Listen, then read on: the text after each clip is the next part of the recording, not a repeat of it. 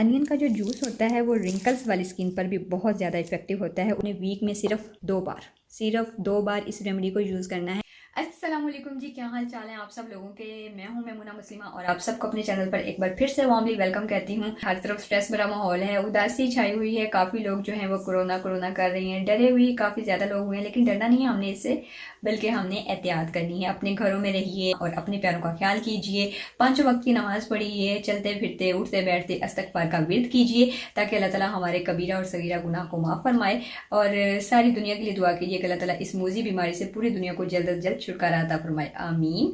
तो जो आज का हमारा टॉपिक है वो बहुत ही यूनिक सा टॉपिक है, क्योंकि इसमें मैं बात करने वाली हूँ फ्रैकल्स के बारे में, सन टैन के बारे में, पिगमेंटेशन के बारे में, स्किन पर एक जो कालेपन की लेयर आ जाती है उसके बारे में।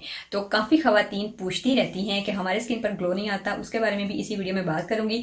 और आपने वीडियो को स्किप नहीं करना, एंड तक देखिएगा ताकि आपके लिए ये वीडियो यूजफुल रहे। तो चलिए जल्दी से बिना वक्त हुआ वीडियो को शुरू करते हैं। तो आज मैं आप लोगों के लिए लेकर आई हूँ एक बहुत ही ईजी सी इफेक्टिव रेमेडी। इसके जो इंग्रेडिएंट्स हैं वो मैंने पूरी कोशिश की है कि आप लोगों को अपने घर से मिल जाएं, क्योंकि वो सिर्फ 2 से 3 हैं। इस वीडियो में मैं आपको बताऊंगी कि इस रेमेडी को आपने किस तरह से यूज़ करना है, और सेंसिटिव स्किन वाले इसको किस तरह से यूज़ कर सकते हैं, और दूसरे स्किन वाले किस तरह से यूज़ कर सकते हैं। अच्छा जी, इस वीडियो का सबसे फर्स्ट इंग्रेडिएंट है अनियन, जो कि हर घर में होता है, हर किचन में होता है और खानों में बाकसरत इस्तेमाल होता है। हमारे सैलेड में भी ये इस्तेमाल होता है। इसमें वाफिर मिकदार में मिनरल्स पाए जाते हैं, जिनको हम अगर सैलेड वगैरह में यूज़ करते हैं तो ये हमारे सिस्टम को अंदर से ठंडक पहुंचाता है। अब हमने इसको यूज़ किस तरह से करना है। सबसे पहले आपने एक अनियन लेना है, इसको धो लीजिए और अब इसको हम कट करेंगे। इसका जो ऊपर वाला छिलका है वो आपने रिमूव कर देना है।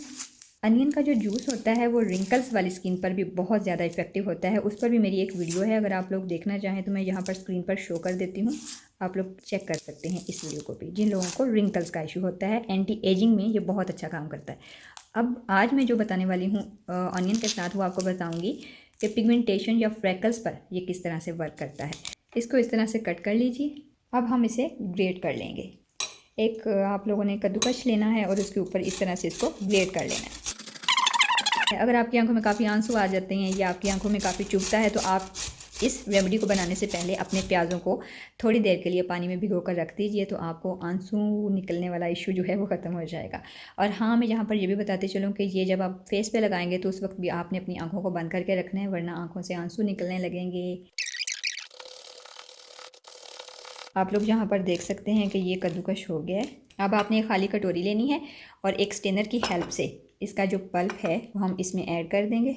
यहाँ पर मैं आप लोगों को एक और बात बताती चलूँ कि ऑनियन में सल्फ़र होता है।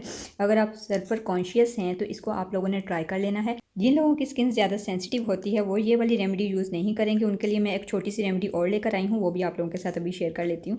तो आपने इसको चेक करने के लिए कि अगर आपको ये इरिटेट ना करे रस, तो आपने क्या करना है, अपने कान के बैक साइड पर इसको थोड़ा सा रस लेकर फिंगर की हेल्प से अप्लाई कर लेना है। आपको पता चल जाएगा कि ये सेंसिटिव आपकी स्किन है या नहीं, ये वहाँ पर आपको इरिटेट कर रहा है या नहीं।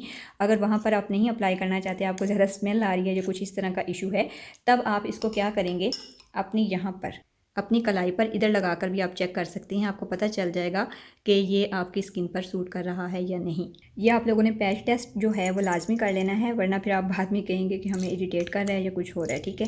और जब भी फेस पर अप्लाई करना है, मैं आपको फिर याद करवा रही हूँ कि आपने अपनी आंखों को बंद कर लेना है और इसको फेस पर अप्लाई करना है। जब भी इसको बनाना है, फ्रेश बनाना है और रेमेडी जो है वो आपने अप्लाई करनी है, ठीक है। इसको बनाकर आपने फ्रीज़ नहीं करना, इसको आप बनाकर रख नहीं सकते, क्योंकि ये थोड़ी देर के बाद ही आप लोग देखेंगे ये बिल्कुल पल्प की शक्ल में आ जाएगा। लेकिन हमने इसको पल्प नहीं बनाना, इसका रस ही यूज़ करना है।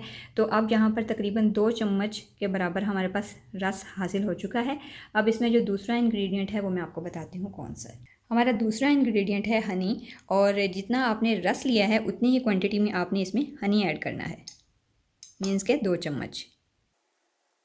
ये मॉइस्चराइज़ कर देगा आपकी स्किन को, और पिगमेंटेशन जहाँ जहाँ पर है वहीं पर आपने ये पैक अप्लाई करना है, बाकी एरियाज़ पे मत अप्लाई कीजिए। और कितने बार करना है, कौन कौन सी एज वाले कर देते हैं, ये भी मैं आगे चलकर आप लोगों को बताती हूँ। अब इन दोनों चीज़ों को आप लोगों ने अच्छी तरह से मिक्स कर लेना है, ताकि प्याज का जो रस है वो पल्प की शक्ल इख्तियार ना करे। इसकी जो स्मेल है वो भी हनी डालने की वजह से ख़त्म हो चुकी है, और जो इसमें कड़वाहट थी वो भी काफ़ी हद तक ख़त्म हो गई है। हमारा तीसरा इंग्रेडिएंट है जनाब यहाँ पर संदलवुड पाउडर, जो कि मैं चिल्तन प्योर का यूज़ कर रही हूँ। आप मार्केट से भी कोई ले सकते हैं, ये इस तरह से है और इसकी फ्रेगरेंस बहुत अच्छी, बहुत बहुत ज़्यादा नाइस है। मीन्स कि अगर आप ऑनियन लगाते हैं फेस पर, आपको उसकी फ्रेगरेंस जो है वो इरिटेट करती है और आप लगा नहीं सकते ये वाली रेमेडी, तो फिर आप इसमें सैंडलवुड यूज़ करेंगे, सैंडलवुड पाउडर यूज़ करेंगे। लेकिन अगर आपकी स्किन जो है वो आपको इरिटेट नहीं करता ऑनियन, या कोई प्रॉब्लम आपको नहीं होती, उसकी फ्रेगरेंस के साथ भी आपको कोई इशू नहीं है, देन आप इसमें हुस्न यूसुफ ऐड कर सकते हैं। वो भी मिल जाएगा पंसार की शॉप से। इसमें 1 से 1.5 चम्मच मैंने सैंडलवुड पाउडर ऐड किया है ताकि इसकी फ्रेगरेंस भी अच्छी हो जाए और ये हमारे फेस पर अच्छे से अप्लाई भी हो जाए। अच्छा जी, अब इसको अच्छी तरह से मिक्स कर लेना है। मिक्स करने के बाद एक अपने साफ़ फेस पर कॉटन बड के साथ आपने इसको अप्लाई कर लेना है। 15 से 20 मिनट तक इसको लगा रहने दें। जहाँ जहाँ पर आपको पिगमेंटेशन का इशू है, जहाँ पर फ्रेकल्स हैं या जहाँ पर से आपकी स्किन अनइवन टोन है, ठीक है, वहाँ पे आपने इसको अप्लाई करना है। देन आपने इसको वॉश कर देना है। अब मैं यहाँ पर ये बताती चलूँ, जिन लोगों की स्किन सेंसिटिव होती है वो इसकी जगह, इस रेमेडी की जगह वो लोग अप्लाई करेंगे अपने फेस पर ड्राई मिल्क, ठीक है, और उसके अंदर ऐड करेंगे चीनी बराबर क्वांटिटी में। और थर्ड जो इंग्रेडिएंट होगा वो होगा रोज़ वाटर ऐड कर सकते हैं और या फिर पानी ऐड कर सकते हैं। और ये तीनों चीज़ों को मिक्स करके उन्होंने रख देना है 15 से 20 मिनट तक। वो बिल्कुल देखेंगे आप क्रीम की शक्ल में आ जाएगा। जब वो क्रीमी फॉर्म में आ जाए, फिर आपने उस रेमेडी को अपने सेंसिटिव एरिया पर अप्लाई कर लेना है। वो वाली जो रेमेडी है वो थोड़ी सी लाइट है और आप लोगों को डेली बेसिस पर यूज़ करनी होगी। लेकिन ये वाली जो रेमेडी है ये काफ़ी तेज़ है, इफ़ेक्टिव भी है। और ये आपको क्या करेगी कि आपने वीक में सिर्फ 2 बार इस रेमेडी को यूज़ करना है। इससे ज़्यादा यूज़ मत कीजिएगा, वरना आपकी स्किन जो है वो पील ऑफ होने लगेगी, ठीक है। 2 बार ज़्यादा से ज़्यादा यूज़ कर सकते हैं, इससे ज़्यादा ना कीजिएगा। और जिन लोगों को पिगमेंटेशन होती है वो ही यूज़ कीजिए और अपने स्किन के उस हिस्से पर यूज़ कीजिए जहाँ पर आपको पिगमेंटेशन है। और साथ में कोई अच्छा सनब्लॉक भी यूज़ कर लीजिए ताकि आपको फ्रेकल और पिगमेंटेशन से जल्द से जल्द छुटकारा मिल जाए। अब एक बहुत ही कॉमन सा सवाल है जो कि अक्सर कमेंट सेक्शन में पूछा जाता है और बहुत सारे लोग पूछ रहे होते हैं कि स्किन पर कुछ भी लगा लें ग्लो नहीं आता, छाइयाँ ख़त्म नहीं होती, जो मर्ज़ी कर लें कुछ भी रिज़ल्ट हासिल नहीं होता। अगर आप लोग भी चाहते हैं कि आपकी स्किन रेडिएंट ग्लोई लगे और डल बिल्कुल भी ना हो, तो कई बार ऐसा होता है ना कि कुछ भी अप्लाई कर लेते हैं तो वो अपना असर नहीं दिखाती चीज़।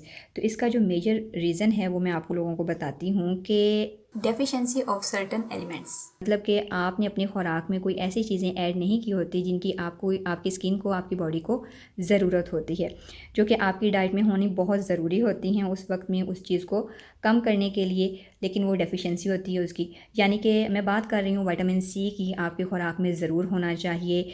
और इसमें टमाटर भी आ जाते हैं, आंवले आ जाते हैं, लीमू आ जाते हैं, माल्टे आ जाते हैं। इनका टेक आपकी डेली लाइफ में होना चाहिए अगर आपकी स्किन पर पिगमेंटेशन है या फ्रेकल्स हैं। उस सूरत में ये सब विटामिन सी जो है ना वो डेफिशिएंसी दूर करेंगे आपकी बॉडी से, आपकी स्किन से, और आपकी जो इनर ब्यूटी है ना वो इन्हेंस होने लगेगी।